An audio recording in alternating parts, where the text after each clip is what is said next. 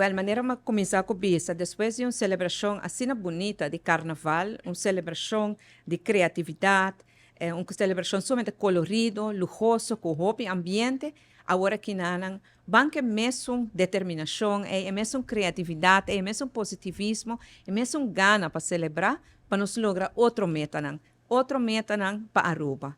Essa aqui tem aia que nós também mira e prosperidade chega a um ponto que está estabilizado e chega em cada hogar. Pero não vai vir de mês. Este vai tomar esforço de nós cada um.